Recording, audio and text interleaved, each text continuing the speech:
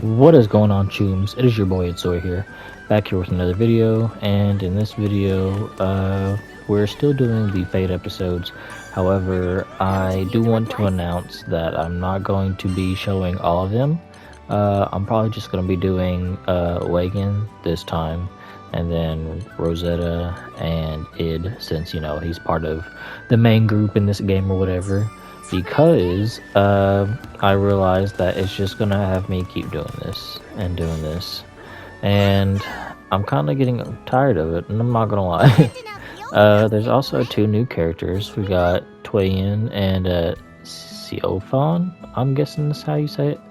However, I'm a little lost on how you unlock them, so we'll figure that out some other time. However, I will say that I will just, you know, upload the rest of these whenever I get to them, because I figured that I should go ahead and start on Stellar Blade since it's already out. So, yeah, I'm finishing up these and then it's on to Stellar Blade.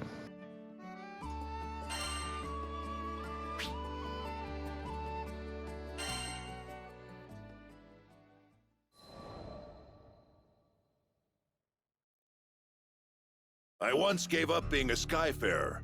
Also, I could take up arms to protect my home island, Auguste. Man, she was special. You see, there aren't too many places in Fana Grande with oceans, much less ones as gorgeous and pristine as Auguste's. And I'd be damned if I stood by as the Erste Empire sullied its waters with the byproducts of their weapons research.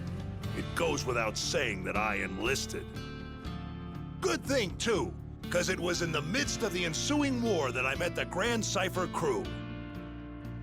They helped us, the local mercenaries, I mean, take a stand against those Imperial punks. It wasn't a picnic, but we weren't gonna go down without a fight.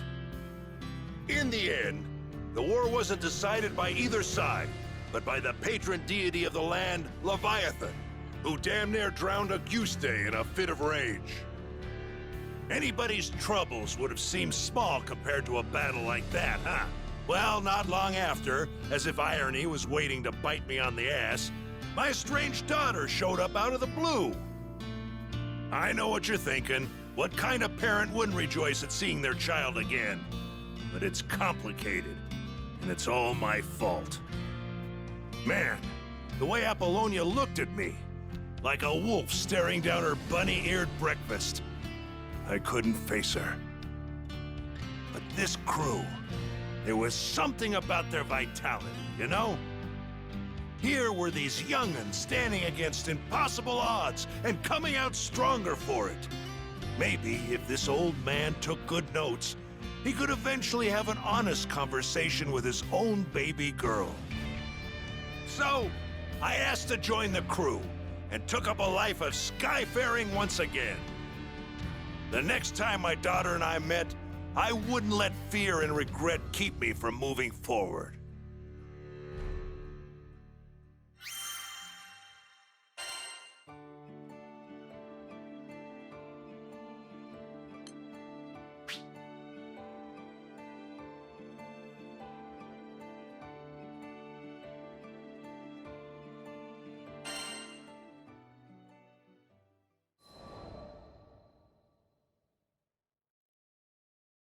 How'd me and my daughter end up estranged? Well, the first thing you need to know is that my wife was stricken by a terminal illness. I refused to listen to the doctors. Terminal my foot. Even if there was no cure in Auguste, surely there ought to have been something in other lands. And so, I left my family at home, crisscrossing the skies looking for a cure. Got into a lot of adventures along the way, and somehow ended up making a name for myself. But no matter how far and wide I traveled, the cure eluded me. And while I was away, my wife, she breathed her last. I wasn't there for her when she needed me most. I never even got the chance to say goodbye. Regret and self-loathing crashed over me in never-ending waves. threatening to pull me under. You can't even begin to imagine the pain. And there was nothing I could do about it. It was all my fault. My daughter spent countless days looking after her sick mother, fighting off fear and dread. It's not hard to imagine why she hates me. She must have asked herself time and again, why was her father gallivanting across the skies while his family suffered? By the time I finally came home, she was long gone. There were no other relatives to turn to. The only family she'd known was no more. All I could do was stand dazed and helpless in the cold, empty shell of the home we'd made.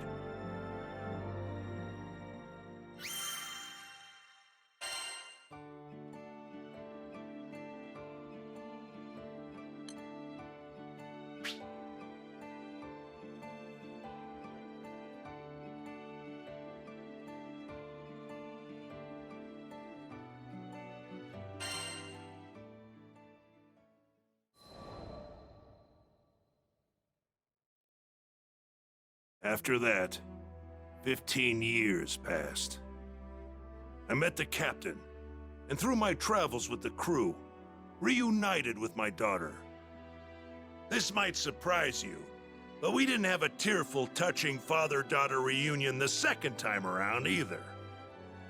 I spent so long telling myself that the next time we met, I'd face up to my past. But when the moment came, I froze. What could I possibly say or do for her as a father, after all this time? Any courage I'd mustered withered in the face of her scorn, and I was left standing there, feeling like an old bastard. Sometime after this heartwarming reunion, I bonded with Leviathan, and through our link, saw glimpses of what lay in my daughter's heart. I thought I had escaped all those painful memories. But here they were. In that world created by the pact with Leviathan, my wife was still alive. I saw how things might have been if I had done things differently. Of course, I knew none of this was real. But I would rather stay in a world of memory than live in a cold, lonely reality without her. But she wasn't having any of that. She said I couldn't sacrifice my future to dwell in the past. She made me promise to fix things between myself and our daughter. Said she'd boot me out of the ocean if I came back without completing my task. Her words finally gave me the push I needed to face my past and start on the path to a brighter future. They gave me the strength to fight for my daughter in her hour of need. And I'd like to think that I finally did something fatherly, if only just the once. Of course, I don't expect our relationship to be mended with one conversation or act of bravery. But little by little, I think we're getting there.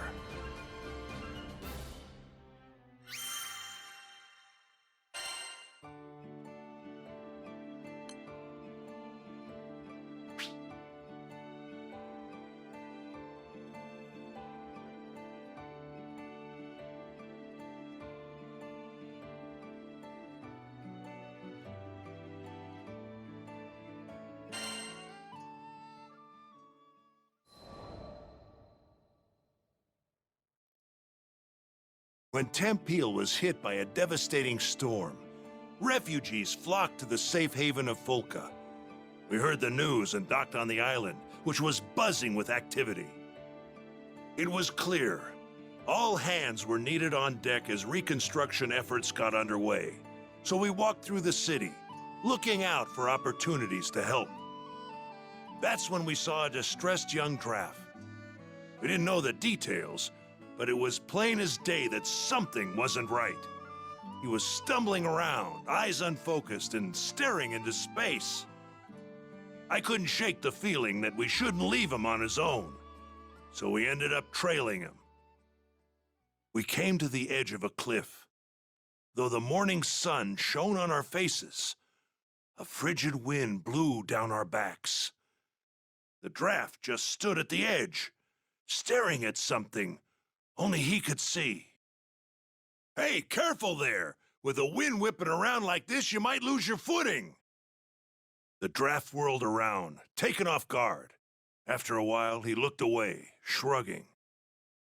Thanks for your concern. You look like you've got something on your mind. If you want a friendly ear, you've got him here. I guess I do. He smiled, though the expression didn't reach his eyes.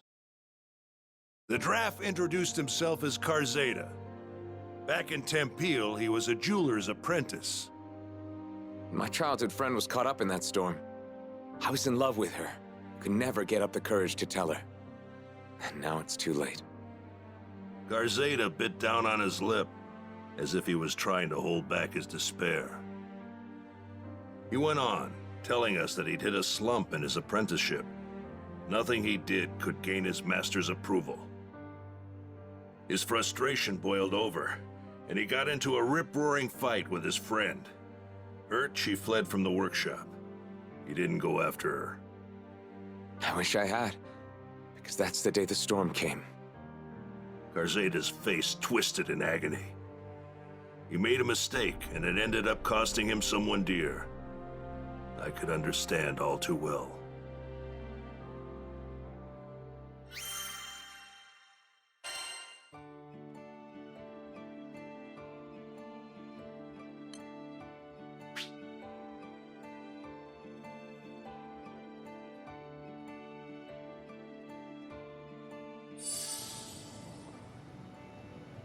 Alright, and we're back. Alright, let's start.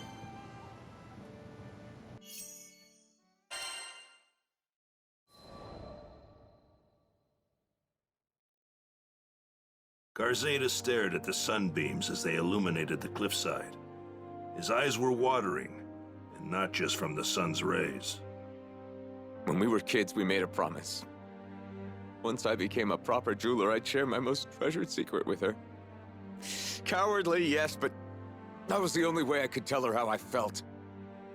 It all made sense now. His deepest, darkest regret was putting off telling her what was in his heart for so long. We made that promise ages ago. I wouldn't have been surprised if she forgot all about it. Karzeda paused, as if remembering something. He lifted his gaze to the sky, then continued. Oh, right. I have to go back to the mines in Tempeal. There are keepsakes of hers there. I don't think she can move on without them. I could tell how important this was to him. But when the people fled Tempeal, a horde of monsters moved right on in. Actually, forget the fiends. Karzeda wasn't in shape to go anywhere right now. What do these keepsakes look like? I can head to the mines and track them down for you. Considering his condition, I wasn't about to give him room to argue. Besides, I know all about not being able to share the important stuff with a loved one while there's still time. There's so much I didn't get to tell my family. Even now, thinking of our old house makes my heart ache something fierce. That day, there was no one to greet me when I opened the door. Seeing the cold remains of my home tore open a void in my heart. But you know what? I managed to keep going because my friends were there for me. This time it was my turn to support someone who needed it.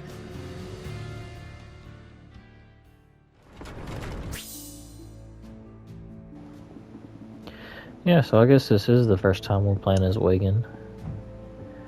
This old soldier fights foes while battling his own demons. Able to snipe weaknesses from afar, he's also adept at hand-to-hand combat. Okay. Hold squad enter sniper vision. He won't be able to move while in sniper vision, but he'll be able to mainly aim his shots. This is especially useful for destroying body parts. Grenades deal damage to foes in their blast zone. Hold triangle to aim and throw. Explode after a period of time or can be detonated. Alright, I guess we'll try it. Might as well expect to find chests as we go too. Whoa! The place This definitely feels weird. Can't just let them run amok. Time to get to work.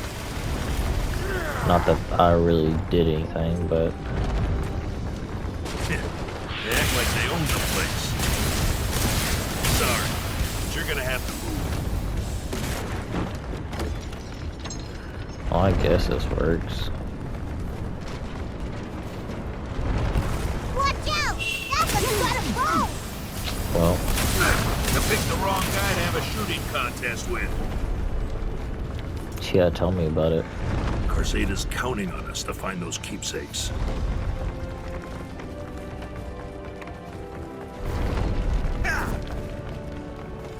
These the ropes.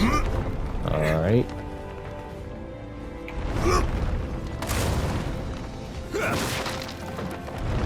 A watering can, a shovel. These are the keepsakes. Huh? Did you hear Watering that? can and a shovel.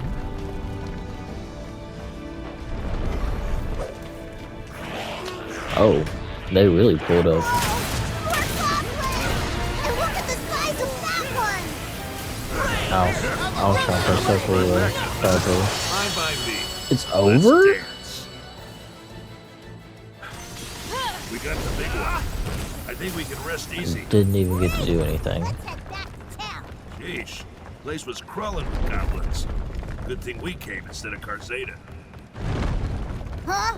Where are you going? Oh, I guess that's it. I didn't even get to do anything, really.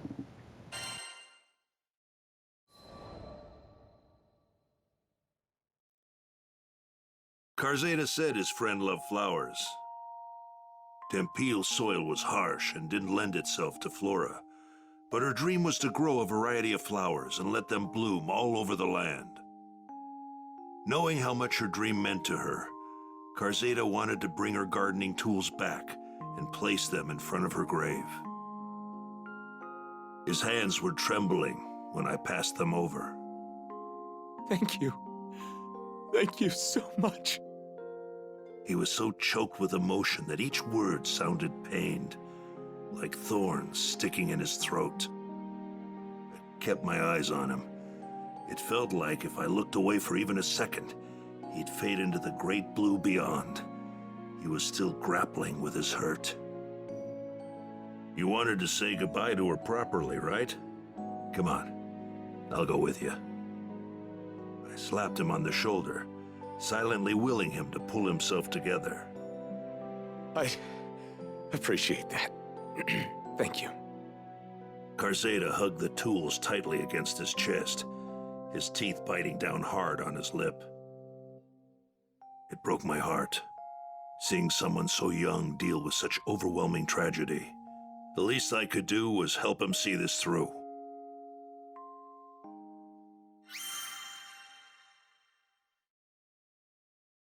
I'm not gonna lie, this fate chapter is really hitting right now. But episode 5.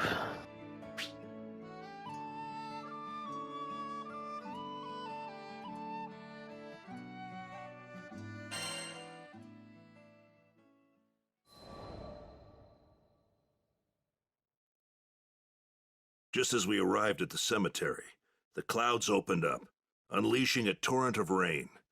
The blue sky was gone, painted over by a steely, unforgiving gray. Looking around, I saw that there were others paying their respects at different plots.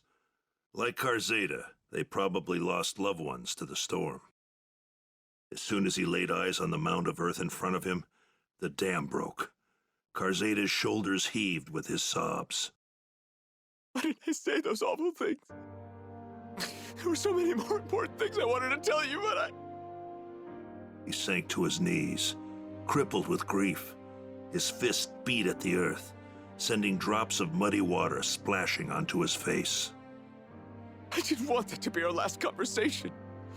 If I hadn't blown up, if we hadn't fought, I only wanted to see you smile, but I made you cry. All I could do was watch over Carzada as he poured out the feelings he'd held back for so long. Let it out, son. It's the only way to get through it.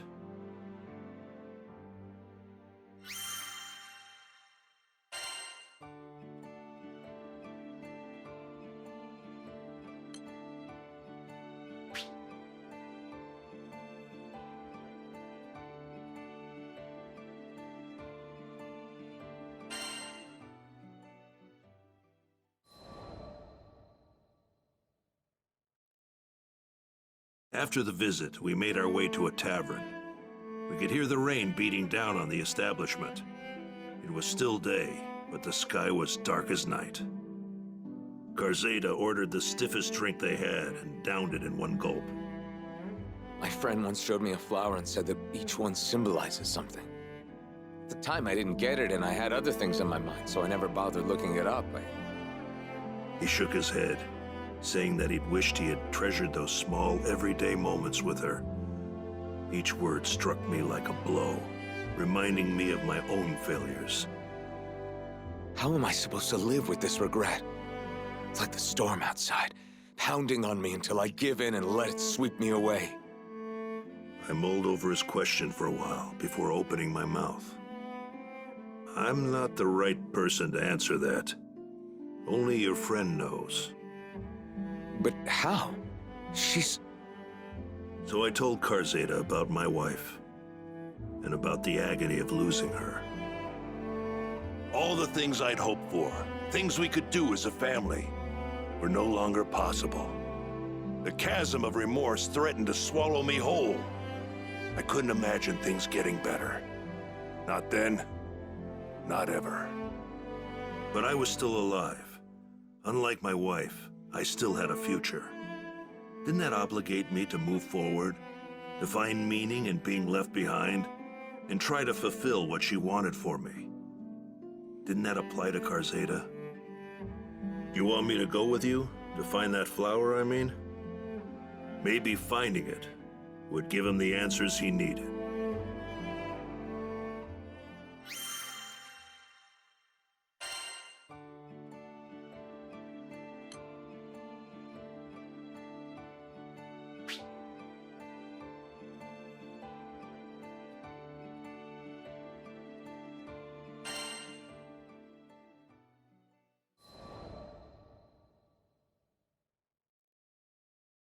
Do you think we can find the flower? That sounds like a good idea. Garzeda spoke haltingly, as if remembering the times he shared with his beloved friend. She'd always loved flowers. Tempil was a land forged by its mines, and its climate wasn't suitable for flowers. But that wasn't going to stop her. As if that thread of memory had unspooled another, Garzeda said that his friend mentioned having a secret flower garden.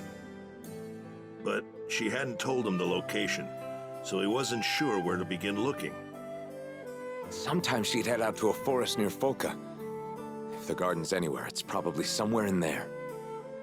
It might be a long shot, but that doesn't mean we shouldn't try. I drained the last of my glass.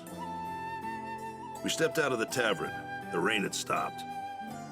The air was humid, but the sun was a welcome sight after the rain. I squinted up at the brilliant blue sky. There, arcing over the forest, was a large rainbow.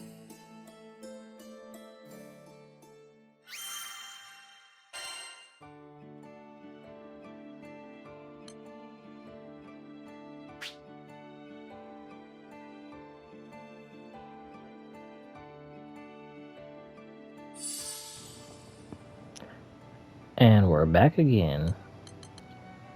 Alright, let's do this.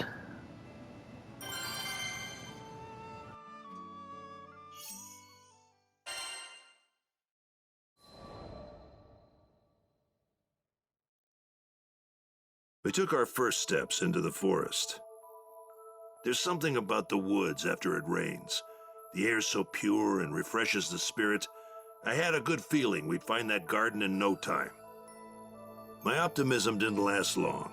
We spent hours searching every single likely spot, and a lot of unlikely ones too. Yet the garden eluded us. If it was here, it was tucked away somewhere really obscure.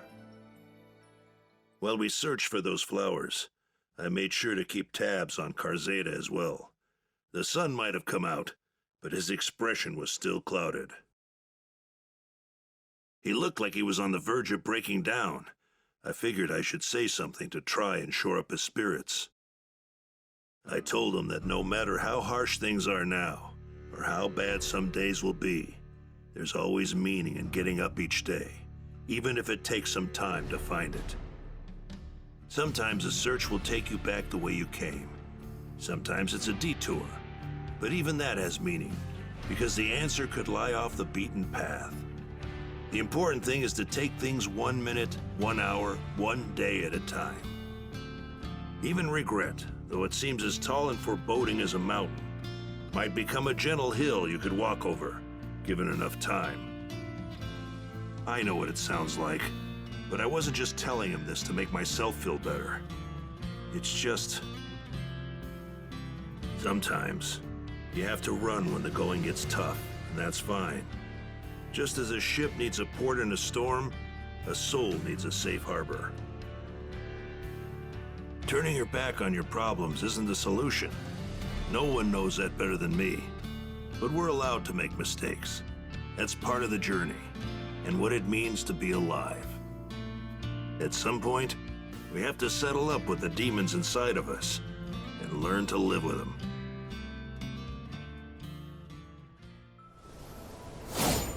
I've been skyfaring long enough to trust my gut, and it says we'll find that garden. Thank you. If only I knew what she was growing. We'll know once we find it. Just stay close to us, okay?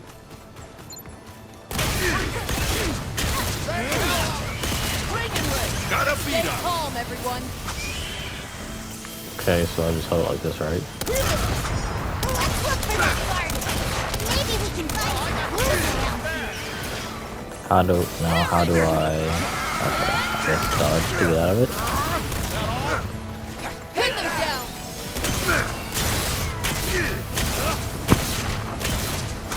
Here goes! I don't know, I just feel like each shot is slow. This wood is aromatic. It should ward off the beasts. Maybe it was put here to protect the flowers. There might be more nearby.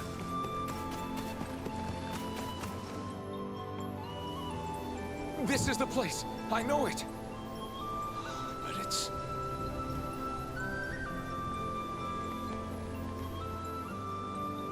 So what? Can't tell if it just looks like that or if it's been trampled on or... Damn it!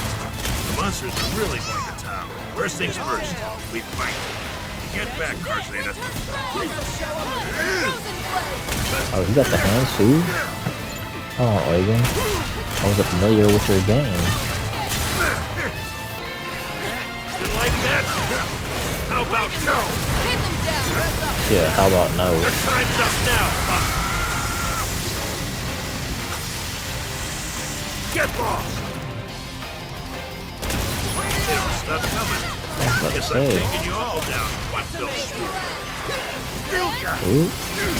Alright, still attacking. You reap what you sow.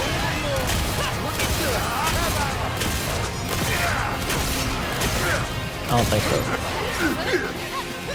On me! Tonight, we make quite the team. Alright, I guess that works. Follow me! Link? Not over yet! Think you can keep going? Something. Oh, without a doubt. How about no? I know you got the You ammo can to trample spare. someone's precious memories and get away with it. Nowhere to hide. A wire run is crazy. Help me out.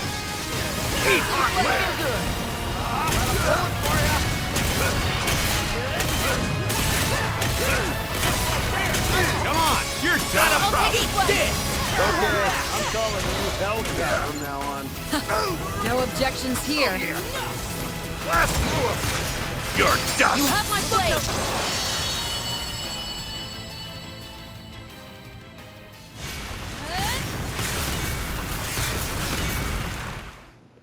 Well, at least it wasn't too hard. We handled the monsters, but the garden. You all right, Carzeta?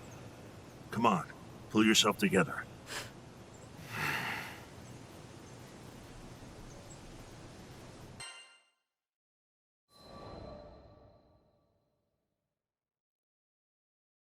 People weren't the only ones who lost their homes to the storm.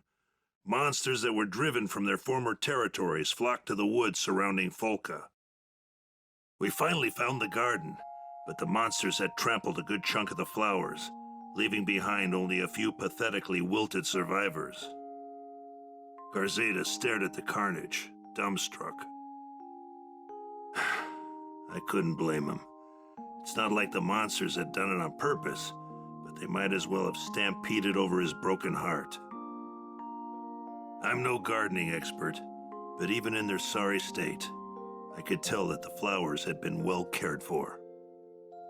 Fertilizer, spades, watering cans, and other tools were laid out.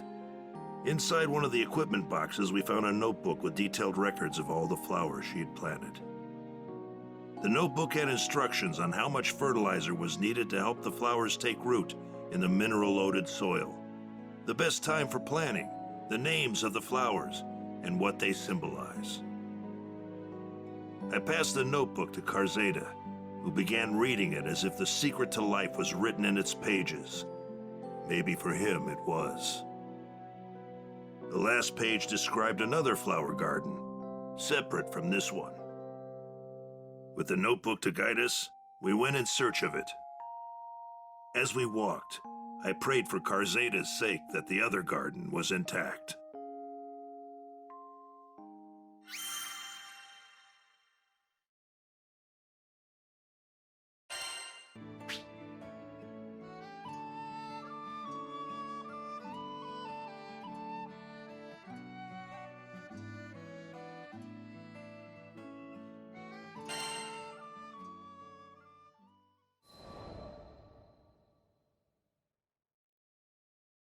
We came to a quiet clearing in the forest, devoid of any beasts. The only other presence besides us was a crisp breeze. Shafts of sunlight peeked through the trees that shaded the garden. I felt my breath catch in my throat as I took in the sight. Purple anemones bloomed, filling the entire clearing. Just looking at them, I could feel the tension drain from my body. That's it. These are the flowers she talked about. Garzeda opened the notebook. Flipping through its pages, he came to the section on anemones. Tears spilled down his cheeks as he read her notes. I see. So that's what she was trying to tell me. After a while, he pulled himself together and turned to me. Thank you for everything. I saw it through his tears and heard it trembling on his voice, a fledgling seed of hope. If you hadn't come when you did, well, I never would have known what she wanted to tell me. He smiled, a pure expression devoid of the previous darkness. She dreamed of a Tempule blooming with flowers, and I'll carry the torch. I'll make sure her dreams come true. Glad to hear it. Just keep putting one foot in front of the other and you'll be fine. Garzeda placed a hand over his heart and closed his eyes, as though speaking to his beloved. Or maybe he was burning the sight of this garden in his mind's eye. Our time together came to an end, but I felt as if the storm clouds were truly gone, and in its place was a clear blue sky. Maybe part of the reason I was drawn to Garzeda is that I could sense that we shared something important. We both had regrets weighing us down. We made our share of mistakes. Still, there's no turning back time. All we can do is keep marching forward. Now that I think about it, just as I was there for Garzeda, there were a lot of people propping me up on my journey. I owe all those people my thanks. It's because of them that I stand here today.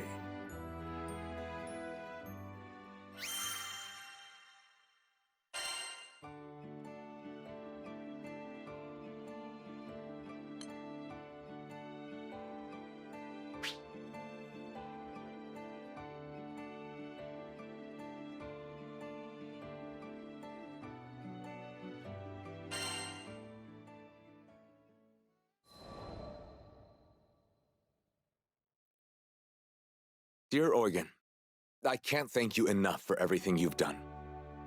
Every now and then I hear news about you and your crew. I'm glad to hear you're doing well.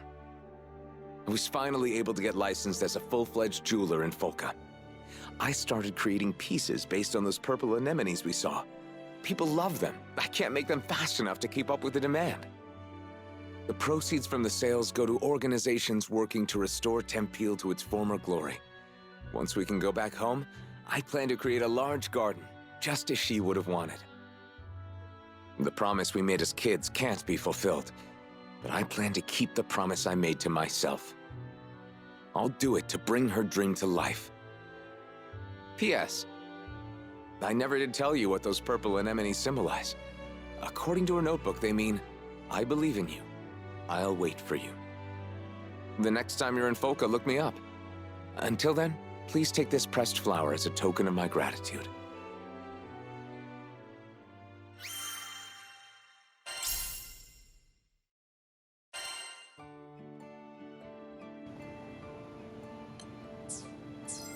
Come again. And with that, that is the end. So, I hope you guys did enjoy. If you did, leave a like, subscribe if you chooms are new, and I will see you chooms in the next Fate video.